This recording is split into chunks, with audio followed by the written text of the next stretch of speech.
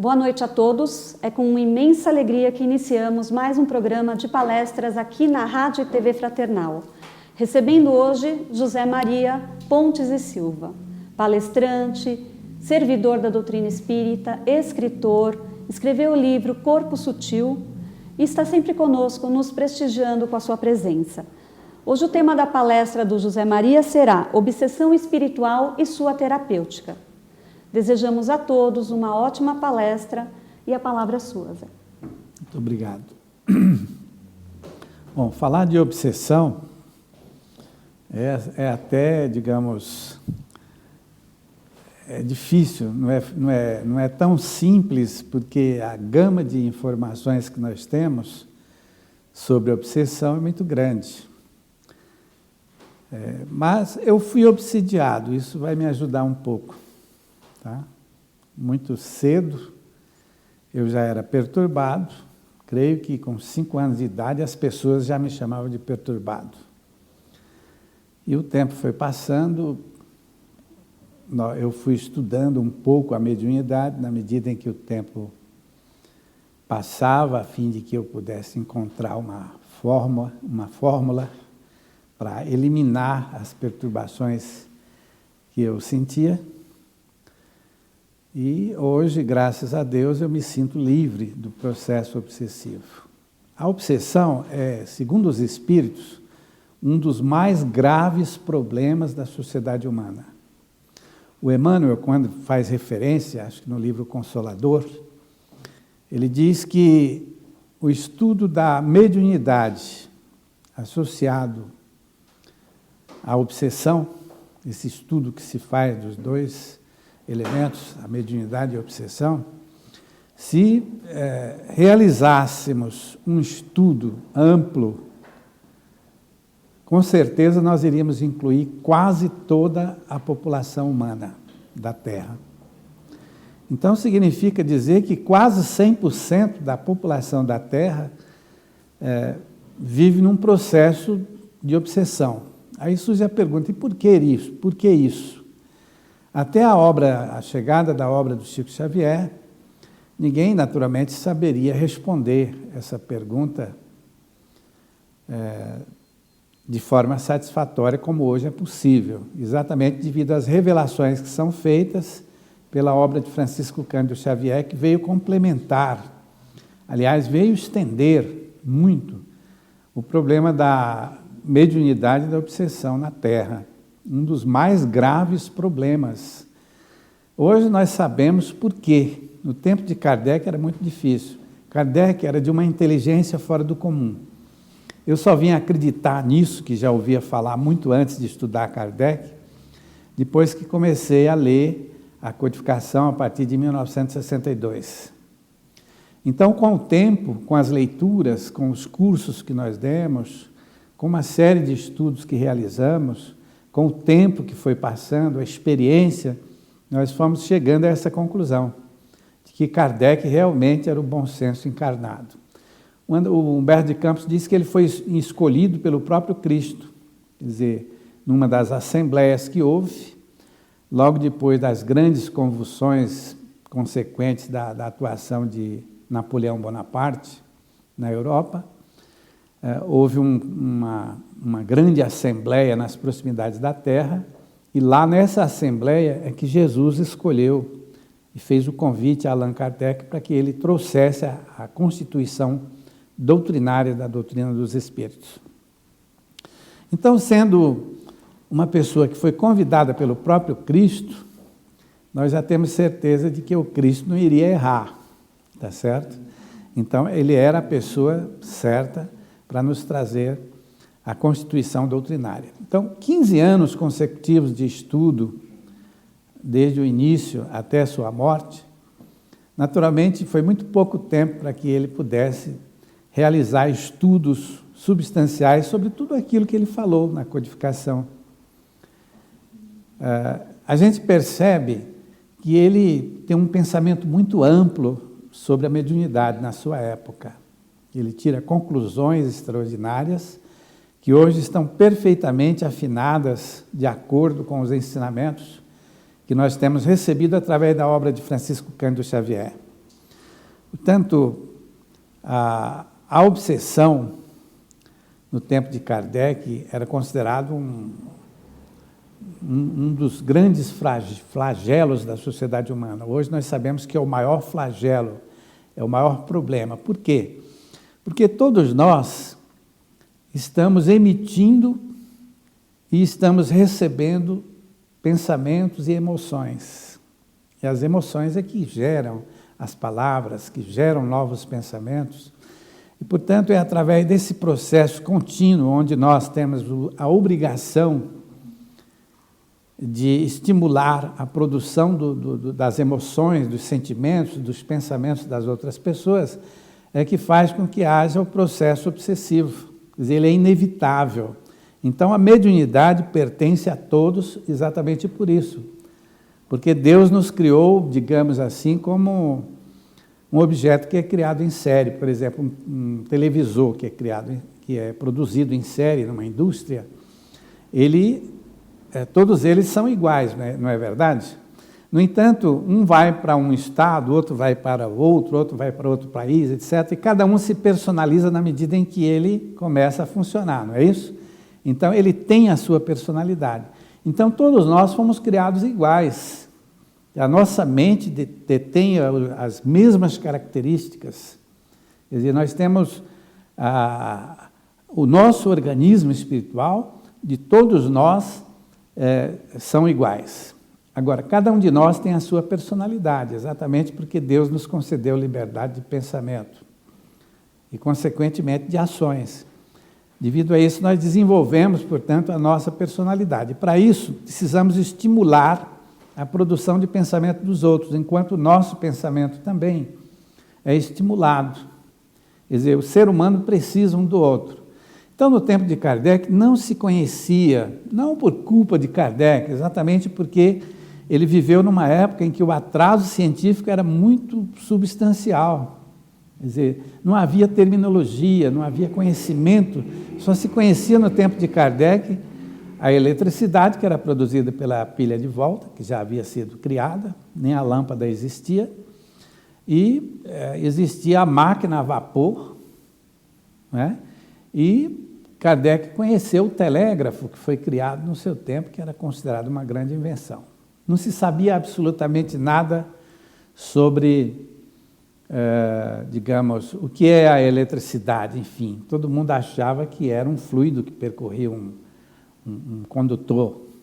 Então, tudo era taxado de fluido, aquilo que não se conhecia era um fluido. Então, quando os espíritos disseram que o mundo era fluídico, então, facilmente, todos assimilaram, porque a palavra fluido já era utilizada em tudo, no ambiente científico, em todas as ocasiões em que se reuniam para comentar qualquer que fosse o assunto.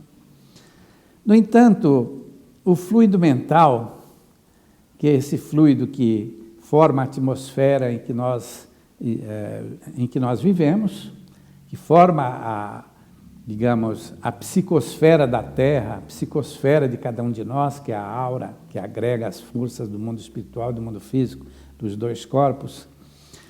Então, não se sabia de onde vinham esses fluidos. O pensamento era considerado por Kardec como uma simples vibração, uma simples, digamos, irradiação. Hoje, quando se fala em irradiação, você tem que dizer qual o tipo de radiação. Era irradiação e ponto. Mas Kardec admitia, através das suas observações, de que a mente humana que produzia o pensamento tinha dois fatores importantes. O primeiro era a influenciação sobre outra mente. A segunda era a força, que hoje nós chamamos de força psicocinética, que a psicocinésia é exatamente a força da mente sobre recursos materiais. Então, não se conhecia absolutamente nada, mas ele admitia que a mente exercia o seu poder sobre os fluidos, tanto os fluidos que eram produzidos pelo próprio perispírito, que ele chamou de fluidos perispiríticos, quanto os fluidos que existiam no meio. Quer dizer, não se cogitava da origem desses fluidos. Então, o conhecimento era muito restrito, e Kardec observava muito bem, com uma intuição extraordinária, e escrevia. De tal maneira que ele faz abordagens que hoje são vistas nos livros, embora com outras palavras, nos livros psicografados por Francisco Cândido Xavier. Quer dizer, então a mediunidade era um dom. A obsessão era, portanto, aquele que para Kardec, você lendo, você lê a Revista Espírita, por exemplo, você lê o Livro dos Médiuns com atenção, você vai perceber de que ele centralizou o seu estudo da obsessão e da mediunidade no cidadão que frequenta a casa espírita e que pode ser aproveitado como médium. Quer dizer, é aquele médium que se encaixa perfeitamente no conceito de mediunidade que é colocado por Emmanuel no livro Consolador, onde ele diz o que é a mediunidade. Para Kardec, em primeiro lugar, Kardec dizia que se a pessoa sentisse a presença de uma entidade espiritual, evidentemente recebia aquela influência, sabe que é um espírito, sabe que aquela entidade exerce influência sobre ele. No entanto, para que ele seja considerado um médium, é necessária a experiência de alguém que tenha habilidade no trabalho prático, que com o tempo vai observando e vai definindo se o cidadão é ou não é médium, né? Então, a mediunidade no ambiente espírita, hoje é definida pelo Emmanuel no livro Consolador. Ele diz que é aquela luz que se derrama sobre toda a carne nos tempos do Consolador prometido por Jesus, atualmente em curso na Terra. Então, a partir da codificação de Kardec, todo médium tem uma responsabilidade sobre a mediunidade, embora ela seja utilizada por todos nós. Se nós lermos o livro Brasil, Coração do Mundo, Pátria do Evangelho, que foi escrito, foi psicografado por Chico Xavier, da autoria de Humberto de Campos, ele conta histórias que ocorreram no tempo do descobrimento do Brasil. E você vê, lendo esse livro, a utilização dos recursos mediúnicos no próprio descobrimento do Brasil. Quer dizer, uma quantidade imensa de médiuns que foram preparados, que vieram, mas que não sabiam sequer o que era mediunidade. E eles foram todos utilizados para atuarem no descobrimento do Brasil. Só um exemplo, para que se forme uma ideia de que a mediunidade é utilizada por todos nós em todos os tempos. Quer dizer, agora, a partir do momento em que é aquela força que se derrama sobre a carne e prometida por Jesus nos tempos do Consolador, atualmente em curso na Terra, aí já se reveste uma responsabilidade maior para o espírita, para aquele que exercita a mediunidade. Ele terá que responder. O Emmanuel diz que, se o cidadão não puder responder como médium, é melhor nem começar a exercer a mediunidade. Quer dizer, ele terá consequências drásticas se ele conscientemente souber da responsabilidade que ele tem como médium e não exercê-la de forma satisfatória. Quer dizer, é uma grandiosa responsabilidade. Mas nós estamos falando aqui, nós vamos falar de obsessão, né? Então, a obsessão é exatamente a intromissão, ou seja, a presença de entidades espirituais que assediam o médium, onde eu, particularmente, aprendi, no tempo em que eu sofri perturbações mediúnicas, de que o médium, depois com a observação, durante mais de 40 anos, de que o médium perturbado, ele sabe quando ele foi preparado para ir para o centro espírita, porque a espiritualidade conduz o cidadão para isso. Ele tem intuições, ele recebe o assédio das entidades espirituais, dos obsessores, sabe que ali está presente, começa geralmente com obsessão simples, que foi estudado por Allan Kardec, depois ele pode entrar, e no meu caso ocorreu, no fator que se chama fascinação. Quer dizer, na fascinação, nessa fase do processo obsessivo, o cidadão perde todo o ânimo, ele perde toda a consciência, ele recebe um domínio total e consciente, ele é consciente quase sempre, e recebe o domínio total da entidade obsessora.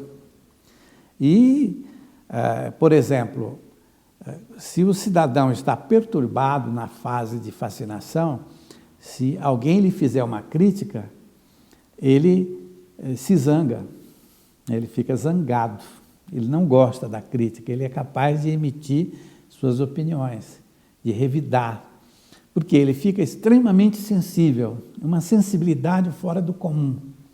Qualquer coisa que se escuta, quando você está fascinado, é motivo para que você interiormente se inflame, porque você passa a dar razão sempre ao seu obsessor. Ele está lhe obsidiando, você não acredita que ele seja um obsessor, ele exerce o domínio consciente sobre a sua mente, você não admite, enfim, ele exerce um domínio total sobre você e você só irá perceber depois que se libertar do processo desse processo de obsessão que se chama fascinação. Você fica extremamente fascinado e sensível. E você pode atingir a subjugação, o termo que Kardec utilizou para definir os processos de obsessão mais intensos. No princípio, ele não acreditava que o termo possessão pudesse ser usado, mas Kardec fez muitas curas através de sessões de desobsessão, lá na Sociedade Parisiense de Estudos Espíritas, e devido à experiência intensa que ele teve de realizar curas da obsessão à distância, e aos poucos ele foi percebendo, na medida em que lidava com as pessoas que tinham um processo intenso de obsessão, onde ele já passou a admitir de que o termo possessão poderia ser utilizado, quando no princípio ele usava tão somente o termo subjugação. Então, influenciação simples, subjugação e a possessão propriamente, ou uma subjugação mais intensa, tá? Então, a fascinação, obsessão simples, fascinação e subjugação, ou obsessão profunda, obsessão mais intensa, tá? Então, é algo assim extraordinário. Aquilo que o médium sente, ele sofre. Claro que o médium sofre bastante. É um sofrimento difícil de ser descrito. Não dá para descrever através de uma dissertação, por escrita, ou por palavras. Não dá absolutamente para descrever o sofrimento que um médium enfrenta quando assediado por entidades obsessoras. Então, por que essa obsessão? Os espíritos não poderiam afastar o obsessor ou os obsessores? Lá no Livro dos Espíritos há um estudo sobre isso. Claro, o guia espiritual do médium pode facilmente afastar um espírito obsessor do médium e, por fim, a perturbação mediúnica. Interessante, não é? O espírito que foi preparado para cuidar do médium não se ocupa de afastar aquele obsessor, a menos que chegue o momento preciso em que ele tem segurança de que, afastando o obsessor, o médium estará habilitado já para dar continuidade ao processo de evolução do seu pensamento, das transformações e modificações das suas convicções, dos seus pensamentos. Porque esse é o grande objetivo, é fazer com que o espírito obsidiado, ou seja, o encarnado, o médium, mude a sua posição. Ele mudando a sua posição, o obsessor terá que se afastar. O Emmanuel diz, onde ele fala muito da mediunidade, ele diz num dos seus livros, de que nós, os espíritas, grande parte de todos nós, os espíritas, imaginamos que o grande problema da obsessão é exatamente o espírito obsessor. Ele diz que é exatamente o espírito obsidiado. É exatamente o problema mental do médium. O médium é que tem que se transformar. O médium é que tem que se modificar. Kardec encontrou muita dificuldade, a gente observa isso lendo o Livro dos Médiuns, quando se refere à cura de obsessões.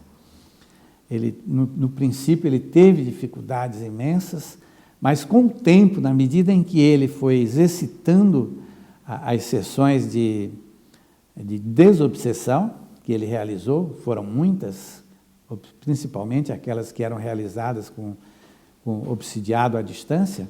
Na medida em que ele realizava aquelas sessões de terapia da obsessão à distância, ele foi adquirindo experiência e foi admitindo que o termo possessão poderia ser utilizado. Então ele passou a utilizar esse termo. Na verdade, quando o médium ele está obsidiado, ele experimenta esse sofrimento intenso a que eu me referi, um sofrimento difícil porque as pessoas não enxergam, digamos, características na postura do médium, né, que demonstrem o sofrimento que ele passa, que ele enfrenta. E às vezes ele se coloca em determinadas circunstâncias em que ele é julgado pelas pessoas, e o julgamento nunca corresponde à realidade. Então ele sofre muito mais com isso. Então qualquer obsidiado observa esse fato, que é muito interessante. Existe, lá no livro dos médiuns, existem as dificuldades que a gente percebe que Kardec tinha no princípio, exatamente quando ele lança dúvidas sobre como fazer com que o médium receba a cura do processo obsessivo. De forma que, na medida em que o tempo passa, Kardec, com uma grande experiência, ele foi descobrindo algo extraordinário para a cura do processo obsessivo, que é exatamente o trabalho, que é exatamente a prática do bem, a prática da caridade. Então, quando o médium está perturbado hoje, que ele procura a casa espírita, eu particularmente acho que ele deveria receber as primeiras instruções, no sentido de que ele se encaminhasse para um trabalho de serviço social. Ele praticar o bem dos nossos irmãos mais necessitados. Porque o serviço social que se empreende hoje nas instituições espíritas, eu que trabalhei cerca de 35 anos nessa atividade, que foi no Departamento de Serviço Social da Federação Espírita do Estado de São Paulo, iniciado em 1978, eu acompanhei durante muitos anos pessoas obsidiadas que nos procuravam e que nós os colocávamos para trabalhar na campanha Alta de Souza, trabalhar no serviço social. E a gente, inclusive, eu costumava até dizer dizer para fulano ou ciclano, olha, dentro de um ano e meio, ou 2 no máximo, dependendo das suas condições, da responsabilidade que você assumir no trabalho, você vai estar totalmente curado. Então, eu falei isso para muitas pessoas que foram desesperadamente doentes, obsidiadas, perturbadas, e começaram a trabalhar, e ocorreu todos os fatos conforme eu havia observado e conforme eu havia falado para essas pessoas. Então, eu já tinha a minha própria experiência, onde eu recebi a cura do processo de obsessão intenso que eu tive no trabalho de serviço social. Eu diria que as atividades sociais que são empreendidas dentro da casa espírita, elas não são, talvez, mais interessantes para todas as pessoas, né, que tenham afinidade com algum tipo de atividade na casa, que queiram escolher. Evidentemente, cada um de nós tem as suas aptidões e vai escolher o setor, o tipo de atividade que você quer desenvolver. Mas aqueles que escolherem o serviço social, trabalhar como voluntário, aquele que se propuser a se doar simplesmente por amor, não cogitar absolutamente de nada a seu favor, simplesmente comparecer para colaborar, como colaborador simples, espontâneo, onde ele vai doar as suas forças mentais, os seus esforços, a mobilização dos seus braços, das suas mãos, os seus sentimentos, as suas palavras, as suas atitudes. Então, quando nós trabalhamos no serviço social, na obra de benemerência, existe esse fator que me perdoem eu estar falando tanto em mim, né? Eu aprendi com esses 35 anos de atividade, de que nós deveríamos sempre trabalhar simplesmente por amor. E quando isso acontece, o processo de obsessão desaparece. Entidade nenhuma, entidade espiritual obsessora, jamais se sentirá bem ao lado de um médium que está desenvolvendo um potencial de trabalho simplesmente por amor, na obra de benemerência. Quer dizer, espírito obsessor nenhum permanecerá ao lado desse médium. Por quê? Nós sabemos que o trabalho, por mais simples que seja, ele mobiliza recursos mentais, quer dizer, forças magnéticas de um poder inimaginável, que é o nosso pensamento. Essas forças se sublimam, essas forças transformam a nossa psicosfera espiritual. Quer dizer, ela se ilumina, ela se modifica. E entidades obsessoras não suportam permanecer neste ambiente. Elas estão perfeitamente afinizadas com o médium. Afinizadas por quê? Hoje nós já temos uma grande revelação, que é da obra de Francisco Cândido Xavier. O processo obsessivo se caracteriza exatamente pela hipnose que se estabelece. O circuito mediúnico hoje, através da obra de Francisco Cândido Xavier, nós já sabemos que o circuito mediúnico é a exacerbação, digamos assim, de um processo de hipnose que se estabelece. Quer dizer, uma mente está sempre exercendo um poder de hipnose sobre outra mente. Por que a criança obedece aos seus pais? A sua mãe obedece cegamente à sua mãe. Será que Deus criou alguém para obedecer a alguém? São forças que nascem de nós. E essas forças são as forças magnéticas, são as forças mento-eletromagnéticas produzidas no nosso corpo espiritual, ou seja, nos neurônios do nosso corpo espiritual. E elas, então, se instalam no nosso organismo físico e espiritual, onde são impregnadas pelos nossos pensamentos, pelos nossos sentimentos, pela nossa personalidade. E aí ela se transforma no elemento mais poderoso da Terra. Todas as forças que unem o ser humano são as próprias forças do pensamento. A vitalidade orgânica deve-se ao próprio pensamento, à corrente do pensamento. Quer dizer, a Braid, o médico que finalizou as questões relativas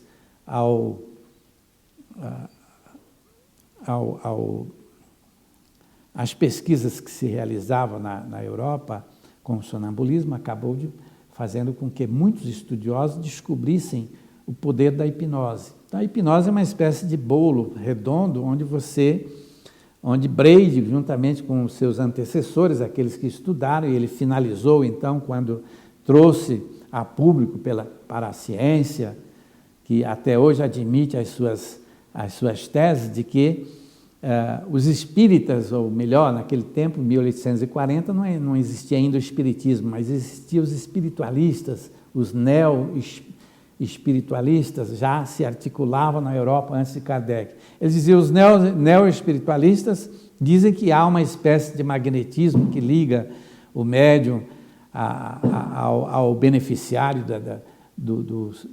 do processo de passe, mas na verdade não existe isso. O que existe é a força da sugestão da palavra, quer dizer, a sugestão da hipnose. E aí se criou o termo hipnose. Então hoje nós sabemos que aquela fatia do bolo que foi tirado por Braid, pelos seus amigos pesquisadores, não corresponde à realidade. A hipnose, ela é algo que integra a mente humana. Quer dizer, a mediunidade é um processo de hipnose. Quando nós, digamos, repetimos muitas vezes um fato mediúnico, aliás, um fato de hipnose, ele se transforma num processo de hipnose, certo? ele se transforma digamos, você toma uma sugestão de hipnose, você repete o fenômeno, na medida em que você repete muitas vezes, ele se transforma num circuito mediúnico, certo? Então, o circuito mediúnico é a exacerbação de um processo de hipnose que se estabelece. Quer dizer, no processo de obsessão, os dois estão unidos pelo processo de hipnose, obsidiado e obsessor. Por que a hipnose, às vezes, por que o processo obsessivo, às vezes, demora muito? Porque a simbiose que se estabelece entre os elementos, através dessa força extraordinária da hipnose, da indução mental, é necessário que o elemento se mobilize para compensar, de certa maneira, aquele circuito que se estabelece e que se fortalece entre as duas mentes. Quer dizer, o obsessor está ligado de tal maneira ao obsidiado que, se não houver algo de um poder superior, eles não se desligam. E quando o cidadão trabalha, pratica o bem, pratica a caridade, realiza suas atividades simplesmente por amor, ele está produzindo energias que transformam as suas forças espirituais íntimas. E aí o que acontece?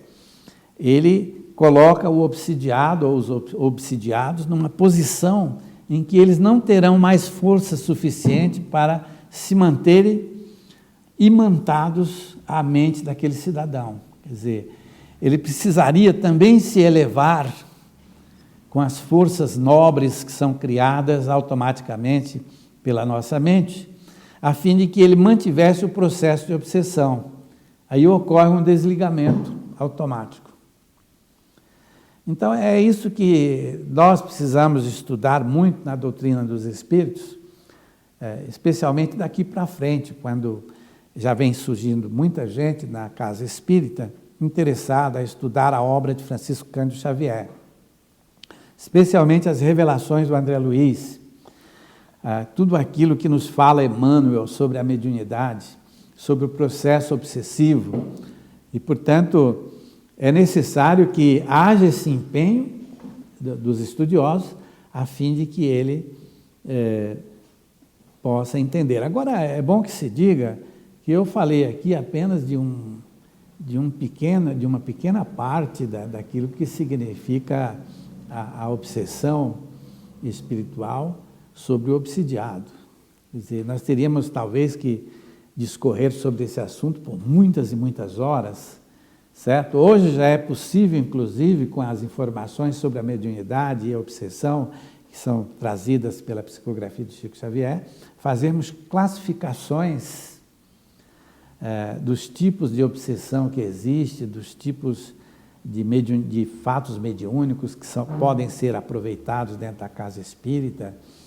Todas as ocorrências hoje, segundo as obras de Francisco Cândido Xavier, todas as ocorrências de ordem mental, psíquica, mesmo que não, digamos, seja o médium preparado para trabalhar na casa espírita, mas se ele tem problemas como, por exemplo, psicoses, se ele tem distúrbios mentais os mais variados, evidentemente que todos esses fatores têm que ser dissociados da hipnose. Quer dizer, o processo obsessivo, o circuito mediúnico é um processo de hipnose. Agora, é claro que hoje se confunde muito a hipnose com a psicose, que acaba gerando a loucura. Quer dizer, existem tantas coisas que precisam ser estudadas, onde os espíritos dizem, por exemplo, de que nós trazemos em nossa mente,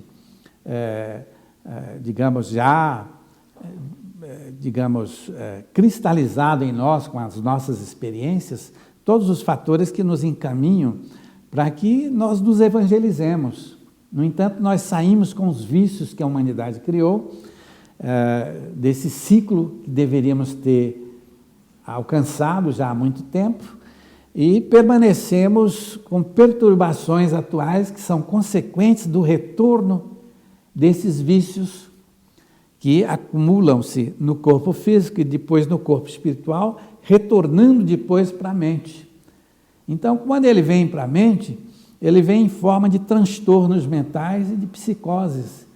Então, aí se justifica as informações dos espíritos, através da obra de Chico Xavier, de que todo o processo psíquico, todas as ocorrências mentais, todos os problemas da alma estão diretamente relacionados com o problema mediúnico. Tá? Quer dizer, a sociedade humana terá que estudar muito no futuro a fim de entender uma série de fatores e descobrir que os ensinamentos evangélicos, os ensinamentos de Jesus, estão conectados diretamente com os recursos da nossa mente, do nosso corpo espiritual e do nosso corpo físico, consequentemente. Então, você não poderá evoluir na Terra se não for através do Evangelho. O próprio Cristo ensinou, ninguém irá ao Pai senão por mim. Exatamente porque existe esta conexão da sua conduta com o processo de evolução. Se você não se conduzir conforme o Evangelho, você vai reencarnar quantas vezes forem necessárias, mas você não vai galgar a escada que nos conduz ao progresso. Portanto, a mediunidade, o estudo da mediunidade, com as informações que nós já detemos hoje aí, com os fenômenos anímicos e os fenômenos mediúnicos, propriamente, né, os espiríticos, que são considerados fenômenos mediúnicos, aqueles que mais acometem a sociedade humana. Esses a que eu me referi, onde o elemento é assediado pela entidade obsessora, depois passa para o processo de subjugação e depois acaba chegando, se ele não se tratar da forma como deve, ele pode atingir o processo de obsessão profunda. Então, eu espero que possa servir para alguém que esteja em busca da sua cura através do processo da Casa Espírita, os processos de cura da obsessão que existem na Casa Espírita. Muito obrigado a todos. Nós que agradecemos a presença do Zé Maria com tantos esclarecimentos de um tema que requer tantas reflexões e estudo dentro da doutrina espírita. Agradecemos a sua companhia, a sua audiência e continue nos prestigiando, divulgando os nossos conteúdos, divulgando a nossa rádio e TV fraternal para que a mensagem do Cristo e a doutrina espírita seja divulgada cada vez mais longe e que todos tenhamos acesso a essas informações. Uma boa noite, fiquem com Deus, na paz de Jesus Cristo e até a próxima.